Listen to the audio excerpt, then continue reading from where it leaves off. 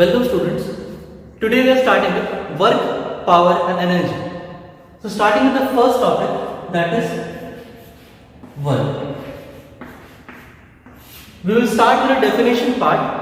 तो पहले देखिए इसका definition क्या होगा, पहले वो देखिए ताकि हम इसका proceed कर पाए. So the first question is define work. और वर्क को डिफाइन कैसे करते देखते हैं हम यहाँ पे. बेसिकली वर्क का डेफिनेशन देखिए क्या होगा हमारे पास. पहले डेफिनेशन लिखिए फिर हम समझा देंगे आपको कैसे होता है. So definition says work is defined as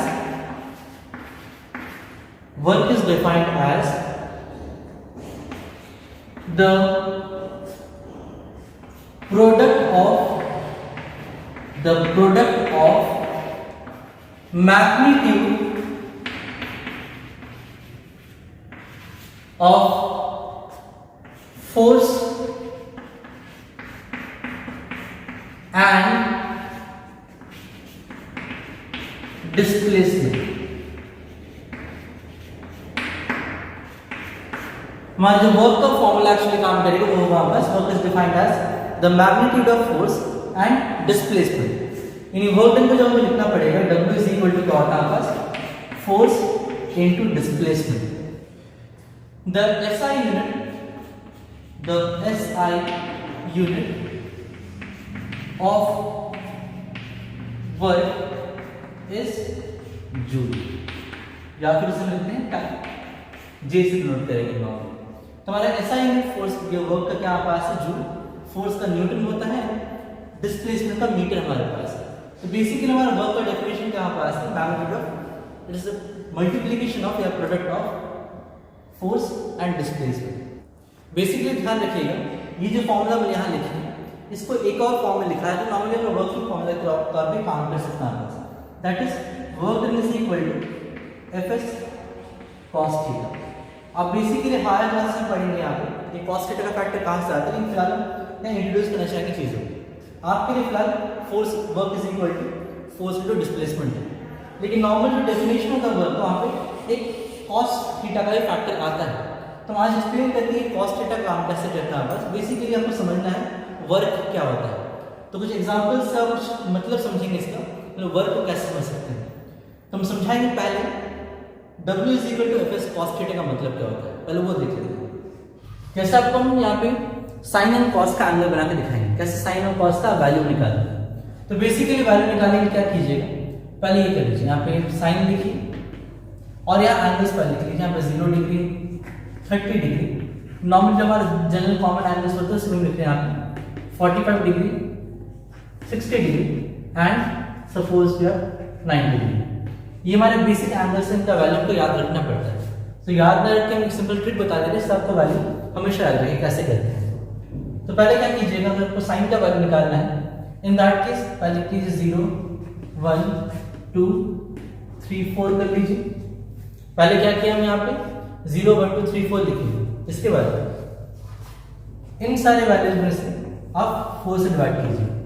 in सारे वैल्यूज को आप 4 से डिवाइड कीजिए एंड लास्टली इनका रूट ले लीजिए. अब जो यहाँ वैल्यू बनेगा यही आपका बन चुका है साइन थीटा का वैल्यू. कैसे आप देख सकते हैं यहाँ पे 0/4 कितना होता है आपके पास 0, 1/4 यानी 1/2, 2/4 यानी 1/√2 बन चुका है, 3/4 यानी √3/4 and we have 4/4 that is 1. So what we can get is the value of sine 0 degree is 0, sine 30 1/2, sine 45 1/√2, sine 60 √3/4 and sine 90 is 1. उसी तरीके से अगर आप cos का निकालना चाहिए, cos में कैसे लिख देखिए आप तो cos थीटा निकालना चाहिए क्या कर लिया पहले यहाँ पे वही सेम एंगल कीजिएगा, लेकिन आप उल्टा कीजिए. क्या होगा आपके पास 4 3 2 1 0. अब फिर क्या करना है यहाँ पे डिवाइड करना बाय 4 से डिवाइड कर लीजिए एंड लास्टली इनका रूट ले लीजिए. इनका जब रूट लीजिएगा तब का वैल्यू क्या बचता देखिए. अब जो cos थीटा का वैल्यू लिखना चाहेंगे आप तुम्हारा cos थीटा का वैल्यू कितना होगा आपस, cos 0 का वैल्यू 4/5, ये क्या होगा √1 आ गया आपको, सॉरी यहाँ पे √3/2, यहाँ हो गया कितना 1/√2 सॉल्व करने पे, और यहाँ पे 1/2 ऐसे ऐसे। सो जब सॉल्व करेंगे जब cos के वैल्यूज के लिए हमारा वैल्यू कुछ इस तरह रहेगा। तो ये टेबल आपको ऐसा नॉर्मली वैल्यूज याद रखने पड़ते हैं, वैल्यू याद नहीं रखने बोल रहे आपको, आप इस सिंपल से एक चार्ट बना के आप सॉल्व कर सकते चीज़ों को। नॉर्मली एग्जाम में आएगा तब कर सकते हैं ऐसा चीज़ कि 0 1 2 3 4 लिख लिए, बाय 4 कर दिया और रूट निकाल लिए। तो इस तरह से आप किसी भी साइन कॉस का वैल्यू निकाल सकते हैं नॉर्मली। और बाकी आप सोचिए कि साइन 15 कितना होगा, साइन 32 कितना होगा, ऐसे निकालने का। तो वो सारी चीज़ आप मैथ्स में ज़्यादा डिटेल में पढ़ेंगे। फिलहाल हम फिजिक्स में पढ़ाना चाहते हैं तो बेसिकली हम इन सारे एंगल्स को ही यूज में लेंगे। बाकी जो एंगल्स हमारे पास है वो जनरल नहीं है, ये हमारे जनरल ट्रिग्नोमेट्रिक एंगल्स हमारे पास, इसका हम सोल्यूशन निकालना चाहेंगे। तो बेसिकली आपको याद रखना है कि इसका वैल्यू क्या क्या होता है हमारे पास। जैसे हम देख पा रहे हैं यहाँ पे क्या cos 0 का वैल्यू 1 और cos 90 का वैल्यू 0, ये बेसिक हाँ cos 90 0 होता है, cos 0 डिग्री आपका 1 आता है, ये आप याद रखिएगा। कि आगे हम डिस्कस करने वाले हैं इसमें हम ये चीज़ का जरूर यूज करेंगे कि sin 0 का वैल्यू 1 होता है, सॉरी cos 0 का वैल्यू 1 होता है और cos 90 का वैल्यू 0 होता है। ठीक, अब सोचिए कुछ एग्जांपल से यहाँ शुरू करने चाहेंगे चीज़ों को मैं आपको। जैसे कोई वॉल हमारे पास है, कोई मान लीजिए कोई दीवार है और इस वॉल को क्या किया जा रहा है, एक इंसान है, ये इंसान क्या कर रहा है, इस वॉल को पुश कर रहा है, धक्का मार रहा है। कुछ डायग्राम का सुंदर तो बनाएंगे भी, फिलहाल समझिए चीजों को। ये इंसान क्या कर रहा है, इस वॉल को यहाँ धक्का मारा, बहुत कोशिश किया लेकिन वॉल फिर भी मूव नहीं कर रहा है। तो ऑब्वियसली फोर्स लगाया है, काम भी किया, लेकिन अगर फिजिक्स के टर्म में बोले यहाँ पे हमारे वर्क का फॉर्मूला होता है फोर्स एस डिस्प्लेसमेंट यानी cos थीटा। हमारा work is equal to force into displacement into cos theta. फिलहाल देखिए हम फोर्स लगाए हैं कुछ एंगल पे भी, चलो वो बात भी ठीक है, लेकिन जो डिस्प्लेसमेंट वाला फैक्टर हमारे पास है, यहाँ दीवार पे चाहे जितना धक्का मारना मान ले, हमारी दीवार यहाँ मूव नहीं कर रहा है, धक्का मारने लेकिन ये पुश करने से मूव नहीं कर रहा है। तो ऑब्वियसली यहाँ डिस्प्लेसमेंट 0 है, क्योंकि यहाँ पे आपका डिस्प्लेसमेंट 0 होगा, इसलिए हम कह सकते हैं वर्क डन कितना आएगा आपके पास, वो 0 होगा आपके पास। तो work done is 0। Normally definition part में जब लिखिएगा आप इसको तो वर्क डन का ऐसा यूनिट आपका जूल होता है, इसलिए मैं आप लिखेंगे 0 जूल। वैसे ही सोचिए हम क्या करना चाहेंगे, आप एक बॉडी, जिस बॉडी पे फोर्स हम ऊपर से लगा रहे हैं, बॉडी पे फोर्स हम ऊपर से लगाए हैं, लेकिन गलती से ही इस फोर्स की वजह से कहीं बॉडी हमारा आगे मूव कर गया, ऐसा पॉसिबल तो नहीं है, फिर भी हम कहना चाहेंगे आप फोर्स ऊपर से लगाए, बॉडी का डिस्प्लेसमेंट इस तरफ का है। अब देखिए हमारा फोर्स और डिस्प्लेसमेंट के बीच का एंगल कितना है, बस 90 डिग्री। फोर्स नीचे लगा है, डिस्प्लेसमेंट आगे हो रहा है, एंगल कितना है 90 डिग्री।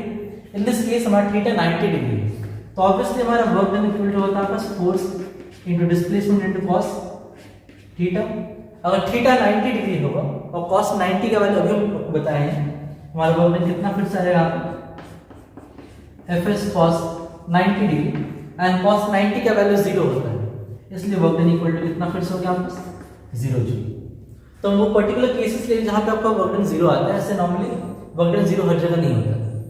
हम पहले देखेंगे अगर फोर्स 0 होगा तभी वर्क डन 0 होगा, डिस्प्लेसमेंट 0 तो वर्क डन 0 होगा, या फिर थीटा 90 डिग्री हुआ तब आपका वर्क डन 0 होता है। तो नॉर्मली ये तीन चीजें आप याद रखिएगा, तब आपका क्वेश्चन बनेगा। एक सिंपल क्वेश्चन दिखा रहा है आपको जिसमें आप 0 नहीं होगा, हर समय 0 देख रहे, कुछ और भी देख लीजिए आप। अगर मान लीजिए फोर्स आपको लग रहा है 50 न्यूटन का एंड डिस्प्लेसमेंट आपका सीधा इधर होगा, कोई एंगल का 0 डिग्री यहाँ पास है, एंड बॉडी मूव किया मान लेते हैं about 10 metre, body 10 metre move किया। ये ध्यान रखिएगा डिस्टेंस आपका मीटर होना चाहिए, फोर्स आपका न्यूटन होना चाहिए, ऐसा यूनिट होना चाहिए, तभी आप यूनिट को जूल में लिख पाएंगे। अगर गलती से कभी आपका यूनिट सेंटीमीटर में दिया रहेगा तो आपको पहले मीटर में कन्वर्ट करना पड़ेगा एंड देन आप सॉल्व कर सकते हैं इसको ना, क्योंकि आप मीटर में दिया इसको, यहाँ पे आपका न्यूटन में दिया हुआ, तो ऑब्वियसली यहाँ जो वर्क डन होगा आपस वो कितना आएगा, आप देखिए W is equal to F S cos theta, force कितना बस 50 into 10 into cos 0 degree. Solve कीजिए, cos 0 का वैल्यू 1 होता है, cos 0 का वैल्यू 1 है ना, मैंने कितना आ गया आपका 50 इंटू 10 दैट इज 500 जूल। तो सिंपली इस तरीके से आपको सॉल्व करना है, क्लियर। बाकी डेफिनेशन रट्टा मारना चीज तो है ही आपके पास, लेकिन ये आपका कंसेप्ट बिल्डअप करें आप। कैसे चीज़ों को सॉल्व करते हैं आप देखिएगा। और से हमारा बेसिक फॉर्मूला क्या हमारे पास हुआ, force work done is equal to force into displacement into cos theta. ऐसे और भी केसेस हम लोग करेंगे जहाँ पे डील करेंगे कैसे हम लोग क्वेश्चन से सॉल्व करेंगे। फिलहाल बेसिक इतना देखिए और आगे हम क्वेश्चन पे देखते हैं कैसे काम कर सकते हैं हमारे पास। मान लेते हैं आपसे क्वेश्चन पूछा गया है डिफाइन पॉजिटिव वर्क। क्वेश्चन क्या पास है, डिफाइन पॉजिटिव वर्क। कि पॉजिटिव वर्क का डेफिनेशन कैसे होगा हमें सबसे लिखने पहले। जैसे आप देख रहे हैं वर्ड क्या लिखा है पॉजिटिव वर्क, यानी जो वर्क का फॉर्मूला हमें आएगा W इज इक्वल जो भी आंसर आएगा हमारे पास वो नेगेटिव ना आके वो पॉजिटिव में आंसर देगा। जैसे +10 जूल +90 जूल, अगर प्लस में आंसर है उसे हम पॉजिटिव वर्क कहेंगे यहाँ पे। तो बेसिकली पहले देखें हमारी पॉजिटिव वर्क का डेफिनेशन क्या होगा। डेफिनेशन ज़्यादा डिफिकल्ट नहीं है बिकॉज आपको यहाँ वर्ड से पता चल रही है पॉजिटिव होना चाहिए। वो कैसे हो जाएगा, इसका आंसर कहता है when displacement S is along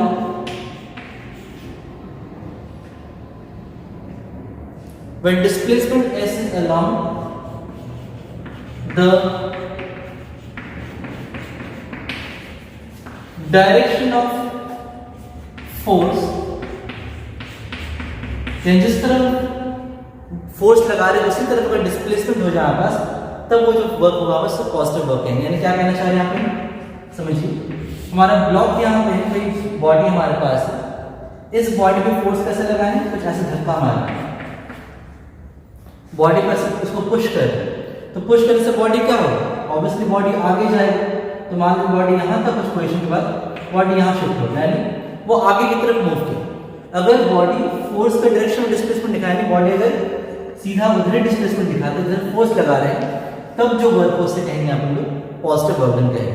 तो कहीं यहाँ पे जब डिस्प्लेसमेंट ऑफ वर्क जो फोर्स हमारे पास है दोनों का डायरेक्शन एक तरफ हो तब हमारा वर्क डन पॉजिटिव माना जाता है। ठीक है, जैसे पॉजिटिव वर्क आप देख रहे हैं यहाँ पे वैसे नेगेटिव वर्क भी होता है। तो नेगेटिव वर्क किससे कहेंगे आप, तब समझ सकते हैं मतलब क्या होगा हमारे पास, जब डिस्प्लेसमेंट ऑफ फोर्स आपका उल्टा डायरेक्शन, मतलब अगर फोर्स उधर लगा रहे डिस्प्लेसमेंट उल्टा हो रहा है, कुछ केस ऐसा हो सकता है, तब उससे कहेंगे आप नेगेटिव वर्क कहेंगे। तो देखते हैं डेफिनेशन इसका भी क्या होगा आपके पास। आप समझ गए पॉजिटिव वर्क यानी क्या होगा आपके पास, positive work is when the force is applied in a particular direction और डिस्प्लेसमेंट आपका उसी डायरेक्शन में अगर हो जाए then it is known as positive work. Similarly हम डिफाइन करना चाहेंगे व्हाट इज नेगेटिव वर्क। तो नेगेटिव वर्क किससे कहते हैं देखते हैं। Question is define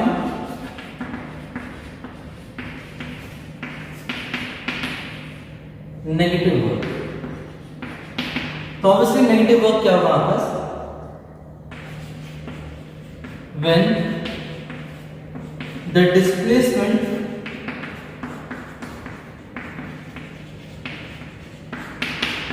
S is opposite to the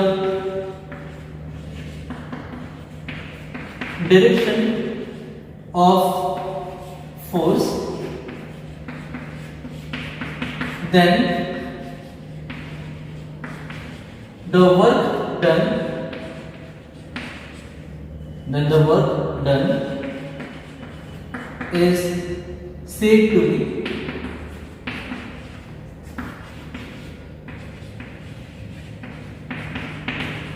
negative work done। जब आपका वर्क डन कैसा होगा हमारे पास, ऐसा कि डिस्प्लेसमेंट उल्टा हो रहा है फोर्स के डायरेक्शन के, यानी समझिए कैसा हमारे पास है, एक बॉडी हमारे पास है and the body is moving along this direction. हमारा बॉडी मूव कर रहा है इस डायरेक्शन में, बॉडी किधर जा रही है, बॉडी आगे जा रहा है। लेकिन जो फ्रिक्शनल फोर्स होगा हमारे पास, जो फ्रिक्शनल फोर्स होगा वो फ्रिक्शनल फोर्स क्या कर रहा होगा, बॉडी को पीछे रोक रहा होगा वापस। जो फ्रिक्शनल फोर्स हमारे पास है, जो फ्रिक्शनल फोर्स हमारे पास होगा वो चाहता है कि बॉडी रुक जाए, तो ऑब्वियसली वो फोर्स उल्टा लगा रहा होगा। अगर बॉडी आगे जा रहा होता है तो आपको ये चीज पता है शायद कि फ्रिक्शनल फोर्स हमेशा मोशन के ऑपोजिट में काम करता है। अगर मोशन आगे की ओर है तो फ्रिक्शनल फोर्स हमेशा पीछे लगेगी। तुम देख पा रहे हैं ये जो डिस्प्लेसमेंट हमारे पास है इस फ्रिक्शनल फोर्स के ऑपोजिट काम के, यानी जो वर्क डन होगा against this frictional force is negative work. यानी एक फैक्टर यहाँ ध्यान रखिएगा, जब भी ऑपोजिट फोर्सेस काम करें, बॉडी को रोकने वाला काम करता है, वो सारे फोर्सेस आपस नेगेटिव वर्क ही क्रिएट करते हैं। फॉर एग्जाम्पल सबसे अच्छे एग्जाम्पल यहाँ पे फ्रिक्शनल फोर्स का, हमेशा फ्रिक्शनल फोर्स जो भी वर्क निकाल पाएंगे वहाँ पे हमेशा नेगेटिव में ही निकलेगा।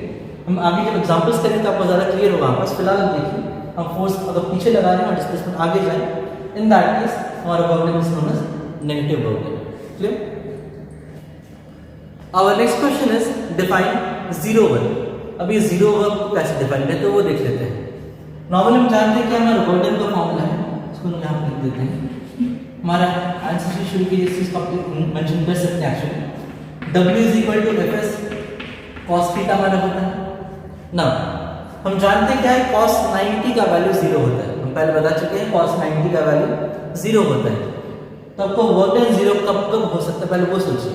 हमारा वर्क डन 0 तब होगा जब फोर्स 0 हो, या फिर डिस्प्लेसमेंट 0 हो, या फिर हमारा जो एंगल यहाँ पे वो 90 डिग्री हो। यानी जो फोर्स और डिस्प्लेसमेंट का एंगल जो हमारे पास है वो आपका 90 डिग्री हो। तो पहला केस हो सकता है तब वर्क डन 0 तब हो सकता है आपके पास जब फोर्स 0 हो, या तो S 0 होगा, या फिर theta equal to 90 degree. Theta 90 degree मतलब क्या होगा आपके पास, मान लीजिए किसी बॉडी को प्रेस करें और प्रेस करिए बॉडी आगे मूव करे, तो ऑब्वियसली डायरेक्शन जो वापस होगा एंगल यहाँ पे 90 डिग्री बन पाता है। हम यहाँ केस को डिस्कस करके देखते हैं क्या लिखता है यहाँ पे। पहले डेफिनेशन पार्ट देख लेते हैं। तो जीरो वर्क का डेफिनेशन कैसे लिखिएगा, नो वर्क और अच्छा when f is equal to 0, s equal to 0 और theta equal to 90, then हमारा जो w होगा आपस, then w is equal to 0 होगा आपस। इसे मेंशन कर सकते हैं, ऐसे मेन पार्ट यहाँ शुरू होता है। नो वर्क और zero work is done when the force acts perpendicular, when the force acts perpendicular to the direction of motion, to direction of motion। जब फोर्स आपका परपेंडिकुलर होगा डायरेक्शन ऑफ मोशन के, तब भी आप कह सकते हैं कि हमारा यहाँ जो फैक्टर है that is actually zero work कह सकते हैं। ऐसा क्यों कह रहे हैं, when the force acts perpendicular to the direction of motion, that is हम कह सकते हैं क्या, थीटा इक्वल टू 90 डिग्री जब होगा आपस, और force acting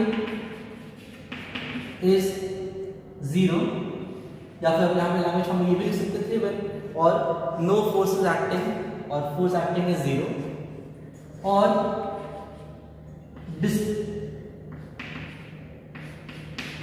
displacement is zero. यानी डेफिनेशन फॉर्म अगर जीरो वर्क को डिफाइन करना पड़े तो हम क्या लिख सकते हैं, नो वर्क और zero work is done when force acts perpendicular to the direction of motion, that is theta equal to 90 degree, और force acting is zero। जो force यहाँ पे act किया वो zero, या फिर आप यहाँ लिख सकते हैं, ये लाइन भी आप यहाँ लिख सकते हैं, when no force is acting on the body, ये भी आप यहाँ मेंशन कर सकते हैं, और displacement is zero। या फिर लैंग्वेज फॉर्म ऐसा भी कर सकते हैं आप यहाँ पे का कि फोर्स लगा रहे हैं फिर भी डिस्प्लेसमेंट नहीं हो रहा है, और in terms of English definition लिख सकते हैं यहाँ पे क्या, even if a force is applied, the body produces no displacement, then the work done is also zero। हम ऐसे कुछ भी तरह से मॉडिफाई कर सकते हैं, बस आपको मतलब ये नहीं करना चाहिए कि हमारे पास थीटा 90 डिग्री लिखे हुए हैं, फोर्स हमारा जीरो है और डिस्प्लेसमेंट जीरो, इनमें से कोई भी एक फैक्टर होगा तब भी हमारा फोर्स यहाँ पे, हमारा जो वर्क डन यहाँ पे होगा that is actually zero. Clear? आपको ये लाइन लैंग्वेज फॉर्म मेंशन करना पड़ता है, बस लैंग्वेज आप जैसे भी सजाना सजाइए आपके ऊपर डिपेंड करता है।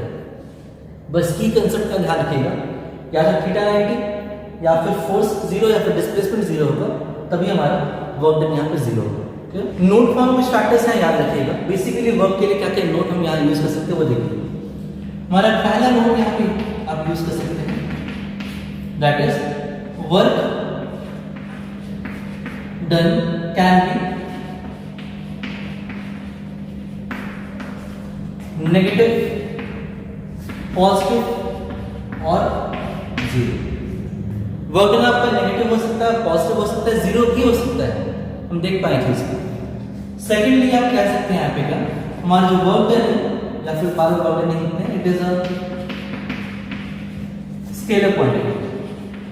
ये हमारे स्केलर क्वांटिटी है, यानी कहने का मतलब यहाँ पास कि इसका कोई डायरेक्शन नहीं होगा, वर्क का सर्टेन डायरेक्शन नहीं होता है। फोर्स का डिस्प्लेसमेंट का डायरेक्शन था, लेकिन हमारा वर्क का कोई डायरेक्शन नहीं होता है, ये ध्यान रखिए। हम जान रहे हैं फोर्स एक पर्टिकुलर डायरेक्शन लगाते हैं, डिस्प्लेसमेंट भी आपका पर्टिकुलर डायरेक्शन होता है, लेकिन इनका मल्टीप्लिकेशन से बना हुआ चीज जो वर्क डन हमारे पास है, इसका डायरेक्शन हमको नहीं चाहिए, इसका सिर्फ एक मैग्नीट्यूड होगा या फिर वैल्यू होगा। इसलिए लिखिए हम यहाँ पर it is a scalar quantity, या फिर लिख सकते हैं आप it has only magnitude, it has only magnitude and no direction.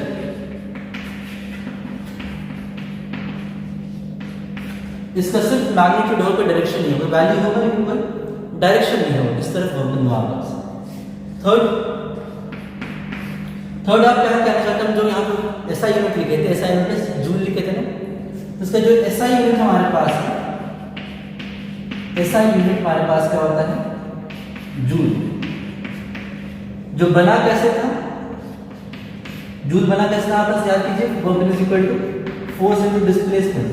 तो ऑब्वियसली फोर्स का यूनिट क्या होता है, न्यूटन, डिस्प्लेसमेंट का मीटर। तो या तो आप जूल लिख सकते हैं या फिर आप मान सकते हैं इसको न्यूटन मीटर। दोनों में से कोई आप यहाँ यूज कर पाइएगा, या फिर लिखिए एन न्यूटन मीटर, ये फोर्स का न्यूटन, इसका मीटर। तो अब ऐसा यूनिट यूज कर सकते हैं जूल या फिर न्यूटन मीटर, आप कोई भी यूज कर सकते हैं, नॉर्मली जूल का एक प्रेफर कीजिएगा। इसका सीजीएस यूनिट होता है कि पहले जमाने में सीजीएस यूनिट भी हम लोग यूज किया करते थे, इसका सीजीएस यूनिट हमारे पास है और ERG। तो ये चीजें यहाँ पे ध्यान रखिएगा बेसिकली। अगर आपको ये सारी चीजें याद है तो दैट केस आप कभी एमसीक्यू बना ही लेंगे आप नाम, बेसिकली आपको इतना याद है, ठीक है। अभी जो करेंगे यहाँ पे देखिए न्यूमेरिकल कैसे सॉल्व करते हैं, कुछ यहाँ और डिटेल देखिए जिससे हम सॉल्व कर पाएंगे कि कैसे इन चीज़ों को सॉल्व कैसे करते हैं, और देखिए बेसिकली इसका एमसीक्यू कैसे सॉल्व करना है उस पर मैं फोकस रखेंगे आगे।